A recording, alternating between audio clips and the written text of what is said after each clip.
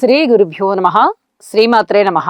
మా భక్తి టీవీని ప్రోత్సహిస్తున్నటువంటి మా ప్రేక్షకులందరికీ సంక్రాంతి శుభాకాంక్షలు తెలియజేస్తూ 12వ తేదీ జనవరి నుంచి 18వ తేదీ జనవరి వరకు గల కాలానికి రాశి ఫలితాలు తెలియచెప్పుకుందాము. మకర రాశిలోకి సూర్యుడు ప్రవేశించడంతోనే మకర సంక్రాంతి అనేటటువంటి పుణ్య తిథిని మనము ఆచరిస్తాం. దీనినే ఉత్తరాయణ పుణ్యకాలం అని కూడా అంటాము.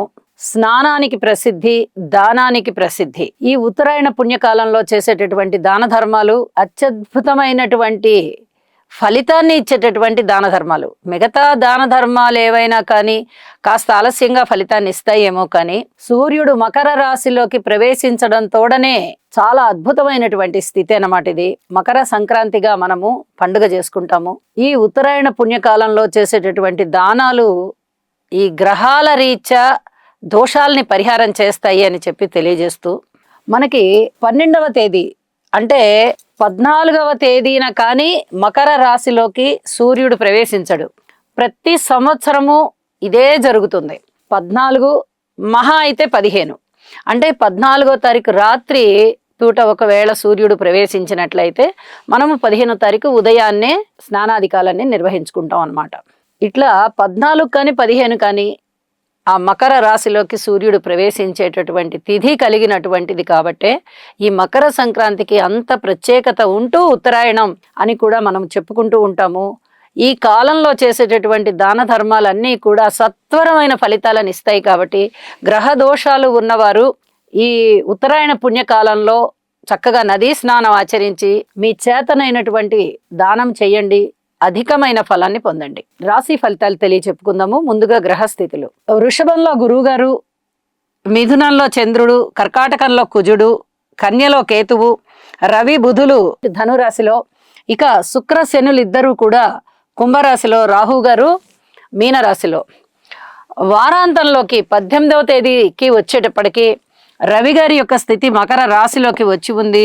చంద్రుని యొక్క స్థితి కన్య రాశిలోకి వచ్చింది. ఈ రెండు గ్రహాల యొక్క స్థితులు మారి ఉన్నాయి. మిగతావన్నీ యథాతథంగానే ఉన్నాయి. వాటి యొక్క సమయం ఇంకా రాశి మారడానికి రాలేదు. అయితే శని శుక్రుల యొక్క కలయిక ఇది కొంచెం అనుబంధాలని దెబ్బతీసే విధంగా ఉంటుంది.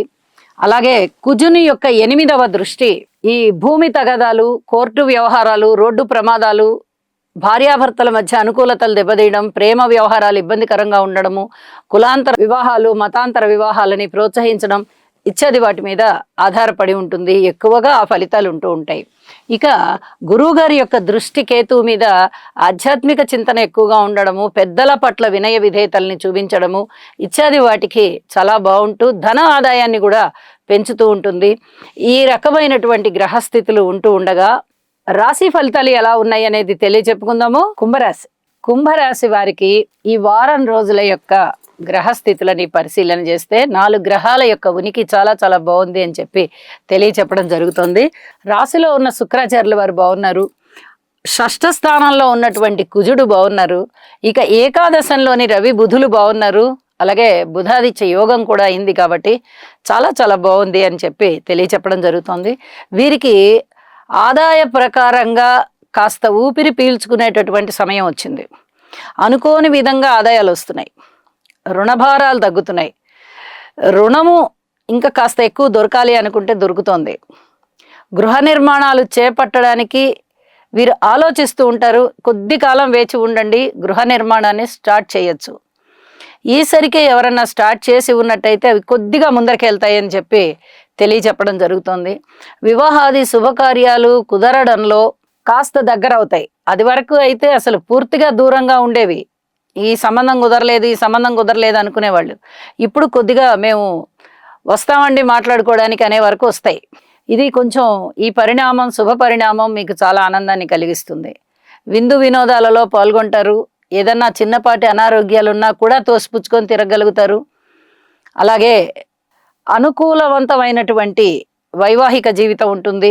రాజకీయాల పట్ల కూడా కాస్త అన్యోన్యత, కాస్త అప్రమత్తత అవసరం. రాజకీయ లబ్ధి కలుగుతుంది. రాజకీయ పరంగా అన్యోన్యత అంటే రాజకీయాలలో ఎవరి పట్ల కూడా ఎవరికి ద్వేషం ఉండదు.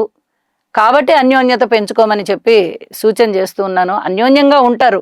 ఏదన్నా భేదభావాలున్నా, ద్వేషభావాలున్నా కూడా వాటిని పక్కన పెట్టి మనందరం భాయి భాయి అన్నట్టుగా ఉంటారు. అలాగే ఉండాలి అని చెప్పి సూచన చేస్తూ ఉన్నాను. గృహంలో కొంచెం ఐకమత్యం తగ్గే విధంగా ఉన్నది. అయితే దీన్ని పెంపొందించుకోవడానికి కృషి చేయండి. అన్నదమ్ముల సహాయ సహకారాలు అంతగా బాగలేవు. దూర ప్రాంత ప్రయాణాలకి అవకాశాలు ఉన్నాయి. ట్రాన్స్ఫర్స్ అవుతాయి. మాతృవర్గరీత్యా కొంచెం ఓర్పు కలిగి ఉండండి. అర్ధాష్టమ గురు సంచారం జరుగుతూ ఉన్న కారణం చేత గురువు గారికి ఒకసారి అభిషేకం చేయించండి. ఏ గురువుకైనా పర్వాలేదు, ఏ ఆలయానికైనా పర్వాలేదు. మీకు సద్గురువులు ఉన్నట్టయితే వెళ్ళి వారి యొక్క దర్శనం చేసుకుని ఆశీస్సులు తీసుకోండి. మీ మాతృవర్గ రీత్యా కూడా మీరే సహాయ సహకారాలు అందించండి. సంతానం పట్ల ఓర్పు కలిగి ఉండండి. దూర ప్రాంత ప్రయాణాలు ఖచ్చితంగా వెళ్ళే పరిస్థితి కనిపిస్తోంది. జాగ్రత్తలు తీసుకొని వెళ్ళండి అని చెప్పి సూచన చేస్తున్నాను. ఉద్యోగ జీవితంలో కూడా ఓర్పు కలిగి ఉండండి. అతి త్వరలోనే మీకు ఉన్నతికి అవకాశం ఉంది. ఇది కూడా చాలా చెప్పదగ్గ సూచన.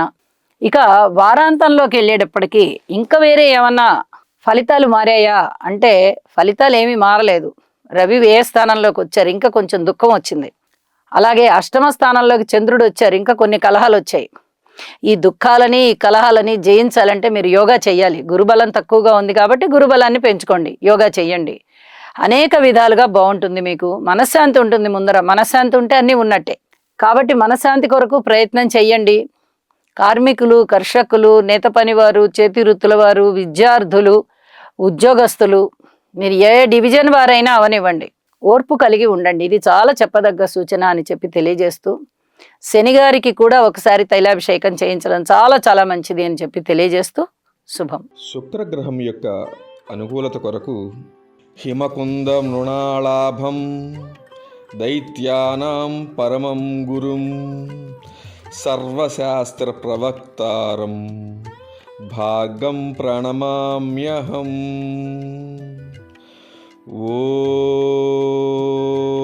ఓం ద్రాం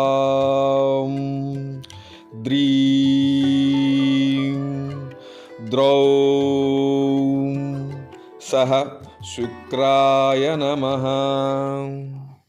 కుజగ్రహం యొక్క అనుకూలత కొరకు ధరణీ గర్భ సంభూతం విద్యుత్కాంతి సమప్రభం కుమారం శక్తిహస్తం తం మంగళం ప్రణమామ్యహం. ఓం క్రాం క్రీం